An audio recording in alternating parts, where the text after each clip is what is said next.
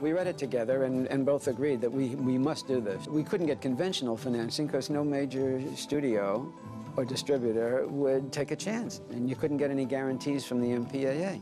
So it became a question of me finding a way to get it made independently. On his way to seek financing in Europe, Harris stopped in New York to visit an old friend, Elliot Hyman. I told him about Lolita, and he said, "How much do you need?" I didn't really know, but I said, "I think Stanley and I need $1 million." And he said, "You got it."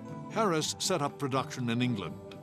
Kubrick wanted a climate more tolerant than America's, and even more importantly, an intellectual atmosphere less obsessed with deal-making than Hollywood. I went to see Paths of Glory in the local cinema, and I was absolutely devastated. I thought it was one of the great films, and my palms were sweating. I thought I would, and I knew that Kubrick was coming to England to do Lolita. So I wrote him a note and asked if I could work with him, and he interviewed me. I came to meet him, and the first thing I asked him was how he saw the film was to look.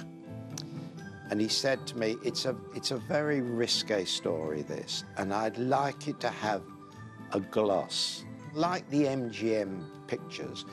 And I did some research, and I found out that Culver City, where MGM are, use special filters for their black and white films, and I got hold of a set of these filters. Lolita was an amazing film for its time. Mason gives a beautifully balanced performance. And of course, Stanley managed other actors in the film, like Shelley Winters, to get them to give one of their best performances in a completely different key from those that they'd given in other American movies. But his great find was Peter Sellers. And Stanley realized he was working in Peter Sellers with a comic genius, a man who could not only speak the words as written in the script, but could speak better words that he improvised whenever he got inside the skin of the character through several roles inside one film. Stanley used to tell me that Peter Sellers was one of the greatest experiences of his directing life. He found a man who was on his own wavelength. The cast completed Lolita, and it became a critical success. Kubrick's reputation was now firmly established, and he set his sights on subject matter that would become a familiar theme throughout his career: war. For more than a year, ominous rumors had been privately circulating among high-level Western leaders that the Soviet Union had been at work on what was darkly hinted to be the ultimate weapon, a doomsday device. In many of his films, he favored the idea of a narrator who would either introduce the film or else who would comment on the action. Stanley believed that that was a good shortcut to telling the audience things that would take much longer to show them visually. As with Lolita, Kubrick's mind's eye began to shape an inspired story. He found in a book called Red Alert by Peter George what Stanley considered to be a very strong dramatic story. Kubrick began to adapt the book to a dramatic screenplay, but every time Harris came to New York to work on the script with him, something strange would happen. It really started to make us laugh a lot, and then of course there was that silence when we looked at each other and said, do you think that this could really be a comedy? The script of Dr. Strangelove, or How I Learned to Stop Worrying and Love the Bomb, became a comedy, and Kubrick's business relationship with James B. Harris ended in the winter of 1961. The film would be financed by Columbia Pictures. Part of the price of giving Kubrick the money, Columbia demanded that he use Sellers again, who'd been such a success in Lolita, they felt, and he had to also appear in multiple roles. That was the deal. So Peter loved that idea, and he loved improvising. It was his first real opportunity to develop characters while working. Because although he had had the experience in Lolita of doing that, much of Lolita was already scripted. With Kubrick at the helm and Sellers attached to star, the cast and crew of Dr. Strangelove would spend 6 months creating what would become a cinematic masterpiece.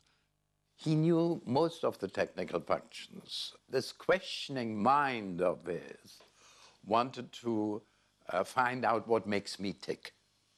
So he was standing behind me, and I'll never forget, one day he said, "Now I know how you come up with these ideas, because you take all your lines to one point."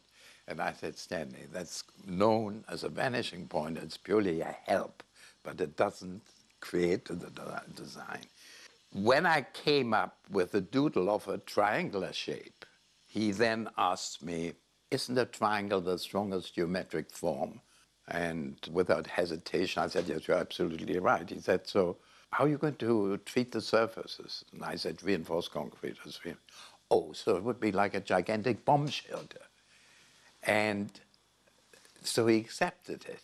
The battle scene, I mean, Stanley wanted it played as real as possible, you know. In other words, he wanted handheld cameras. First of all, we wanted it to look different.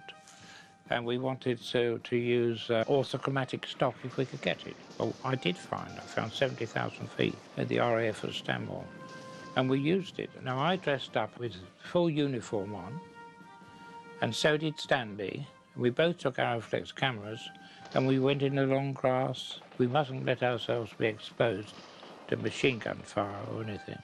And we did the whole battle sequence like that, handheld. He shot the whole attack on Burleson Air Base with a handheld Aeroflex himself, because Stanley wanted that sort of documentary look for that scene. He scared the hell out of the executives. The world did not know what to do with Stanley, so as a default, they applauded, and it turned out that it was the right thing to do. And I hold my memories of Stanley. It was a great privilege.